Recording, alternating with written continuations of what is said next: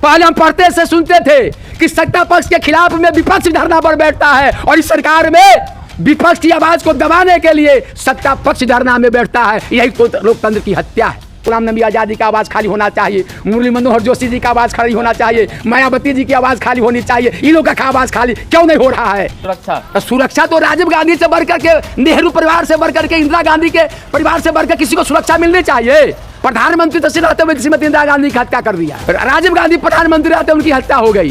तो राहुल गांधी से भी बढ़ के किसी को सुरक्षा की जरूरत है? जिस परिवार ने 3-3 को कुर्बानी दिया भारत माता के लिए, देश की आजादी की लड़ाई लड़ करके देश को आजाद करवाया, उसके पूर्वजों ने अपनी सारी संपत्तियां को आनंद भवन के नाम से, स्वराज भवन के नाम से इलाहाबाद में जाना जाता है, उस सारी संपत्ति को भारत के नवनिर्माण में लगा दिया। एक राहुल गांधी को तंग तबाह कर रहे हैं। राहुल गांधी के बाहर में लाखों करोड़ राहुल गांधी बना हुआ है, जो है शंखनाद कर रहा है, लोगों को गांव गांव में जाकर बता रहा है कि अब की बार मोदी सरकार की विदाई तय करनी है और यूपीए गठबंधन की सरकार बनानी है।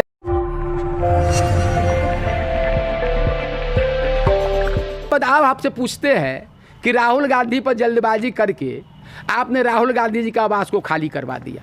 उनसे पूछिए तो गुलाम नबी आजाद जी न आज राज्यसभा का सदस्य है, न लोकसभा का सदस्य है, न कश्मीर के मुख्यमंत्री है। ये भारतीय जनता पार्टी भ्रष्टाचार की बात करते हैं तो किस आधार पर गुलाम नबी आजाद की आवास खाली नहीं हो रहा है? न रजीता रंजन जी हमारे छत्तीसगढ़ से सांसद है राज्यसभा की, 2 साल से उनको बेघर है, 2 साल से मकान नहीं मिल रहा है। मुरली मनोहर जोशी जी भारतीय जनता पार्टी का बड़े लीडर थे, मंत्री थे, आज तो कुछ नहीं है।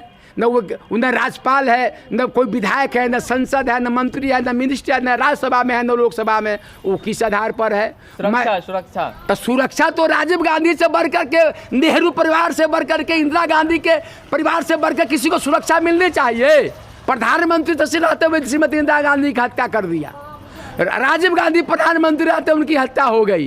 तो राहुल गांधी से भी बढ़ के किसी को सुरक्षा की जरूरत है? जिस परिवार ने 3-3 को कुर्बानी दिया भारत माता के लिए, देश की आजादी की लड़ाई लड़ करके देश को आजाद करवाया, उसके पूर्वजों ने अपनी सारी संपत्तियां को आनंद भवन के नाम से, स्वराज भवन के नाम से इलाहाबाद में जाना जाता है, उस सारी संपत्ति को भारत के नवनिर्माण में लगा दिया। वो कहते हैं कि राहुल गांधी ने जो ओबीसी समाज है उसका अपमान किया है, इस वजह से आपको एक बात बताते हैं, पूरे हाय तोबा मचा हुआ हिंदुस्तान में नरेंद्र मोदी जी, मोदी कोई जाति नहीं होता है, ये उपनाम है। और मोदी जी के बारे में राहुल गांधी जी ने कहे कि सब चोरों में केवल मोदी नाम क्यों आता है? मोदी नाम के टाइटल का व्यक्ति क्यों रहा? वो तो नरेंद्र मोदी जी को नाम नहीं लिए, वो नीरा मोदी का भी नाम नहीं लिए, किसी बैस बनिया का नाम तो नहीं लिए। आप बताइए ओबीसी में मोदी कहीं है? ओबीसी जो जातीय समीकरण का लिस्ट निकला हुआ है, ओबीसी में कहीं मोदी समाज के लोग नहीं है। मोदी कोई जात नहीं है, मोदी एक टाइटल है। जैसे मेरा नाम मनोज कुमार है, हम जात के ब्राह्मण है, मेरा नाम भारती लगा हुआ है। तो भारती लगाने से पूरा देश के भारतीय कोई जात तो नहीं है, वो उपनाम हुआ। हम ब्राह्मण है, मेरा नाम के बाद में भारती लगा हुआ, निराला है, अकेला है, कोई भारती है, कोई नीरज है। तो आप कहिए पूरा नीरज समाज को बदनाम किया। कौन नीरज समाज, कौन जाति में आता है? जात का जो समीकरण भारत सरकार का जो लिस्ट है, बिहार सरकार का, स्टेट सरकार का लिस्ट है, उसमें बताइए तो मोदी कोई जात है? ओबीसी में आया है? ओबीसी पर नहीं बोले हैं वो। ओबीसी में अगर बोलते तो कांग्रेस पार्टी राजस्थान में ओबीसी को मुख्यमंत्री बनाए हुए है। हमारे छत्तीसगढ़ के जो मुख्यमंत्री हैं वो ओबीसी कोटा से आते हैं। लेकिन भारतीय जनता पार्टी के लोग बता दें कि हिंदुस्तान में कितने ब्राह्मण को मुख्यमंत्री बनाए हुए हैं? पूरे हिंदुस्तान के ब्राह्मण हमारे वोट देते हैं भारतीय जनता पार्टी को।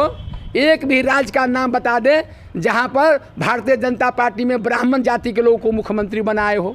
राहुल गांधी की दलित महादलित को मुख्यमंत्री बनाए हुए हो। राहुल गांधी की जब सत्ता गई तो वो लोग कह रहे हैं कि माफी मांगने का तो ऑप्शन था, माफी मांग लेते, सत्ता बच जाती। किस चीज़ के माफी मांगते उन्होंने? राहुल गांधी जी ने विदेश में जाकर कुछ बोले हैं, तो विदेश में जाकर बोलकर जब आए तो उन्होंने कहा कि हम अपनी बात को हाउस में रखेंगे। उनको रखने दिया मोदी। अरे लोकतंत्र में पहली सरकार देख रहे हैं कि सत्ता पक्ष वाले धरना पर बैठते हैं, पहले हम पढ़ते से सुनते थे कि सत्ता पक्ष के खिलाफ में विपक्ष धरना पर बैठता है, और इस सरकार में विपक्ष की आवाज को दबाने के लिए सत्ता पक्ष धरना में बैठता है। यही तो लोकतंत्र की हत्या है। आप कह रहे हैं राहुल गांधी जी माफी कैसे मांगते? राहुल गांधी जी को बात को रखने के लिए बच जाती ना। अरे सदस्यता उनकी बचेगी, न्यायालय पर पूर्ण विश्वास है। उन्होंने कर्नाटका में आम भाषा में आम सम्मेलन में कोई रैली में उन्होंने कहा था ये बात, लेकिन किसके बारे में कहा था? वो मोदी सरनाम के बारे में कहा था। और कर्नाटका में केस न करके वो केस करता है गुजरात में। अब वो मोदी जी अपने केस नहीं करते हैं, वो करवाते हैं कुछ पूर्व विधायक से। वही विधायक हाई कोर्ट में एक पिटीशन देता है कि हम केस लड़ना नहीं चाहते हैं। जब इंग्लैंड से हमारे नेता, लोकप्रिय नेता राहुल गांधी जी आए हैं तो पहले माफ़ी मांगने की बात कर रहे थे, माफ़ी मांगना नहीं चाहते थे कि गांधी जी सत्य के राह पर चलने वाले माफ़ी नहीं मांगता है। मैं राहुल गांधी हूँ, राहुल गांधी कभी माफ़ी नहीं मांगता है। विजय हमारी होगी, हम किस चीज़ का माफ़ी मांगेंगे? तब केस खुलवा करके उनको सज़ा दिलवा दी गई। सज़ा 1 साल 11 महीना का हो सकता था, एक साल 10 महीना का भी हो सकता था, 1 साल 6 महीना का भी हो सकता था। इसलिए कि सज़ा में मैक्सिमम सज़ा 2 साल का है, मिनिमम सज़ा कितना का होगा, न्यूनतम सज़ा कितना का होगा, इसका जिक्र नहीं है। 6 महीना का भी सज़ा हो सकता था, 8 महीना का भी हो सकता था, 1 साल का भी हो सकता था, लेकिन 2 साल पर ही सज़ा समाप्त हो जाती है। इससे कम सज़ा होता, उनकी सदस्यता बच जाती है। अगर बच जाने के बाद में रात 12 घंटा के अंदर में उनकी सदस्यता समाप्त कर करके आवास को खाली कराने का कैसा जल्दीबाजी हो गया। अगर होता गुलाम नबी आज़ादी का आवाज़ खाली होना चाहिए, मुरली मनोहर जोशी जी का आवाज़ खाली होना चाहिए, मायावती जी की आवाज़ खाली होनी चाहिए। इन लोगों का आवाज़ खाली क्यों नहीं हो रहा है?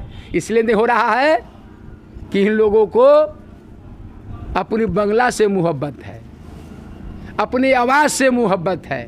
राहुल गांधी को 140 करोड़ लोगों का घर है। एक राहुल गांधी को आपने सजा दिलवाया है। 140 एक राहुल गांधी को आपने जेल भेजने का प्रयास कर रहे हैं। एक राहुल गांधी को तंग तबाह कर रहे हैं। राहुल गांधी के बाहर में लाखों करोड़ राहुल गांधी बना हुआ है, जो है शंखनाद कर रहा है, लोगों को गांव-गांव में जाकर बता रहा है कि अब की बार मोदी सरकार की विदाई तय करनी है और यूपीए गठबंधन की सरकार बनानी है। तभी लोकतंत्र बचेगा, तभी देश का संविधान बचेगा, तभी हम आप बचेंगे।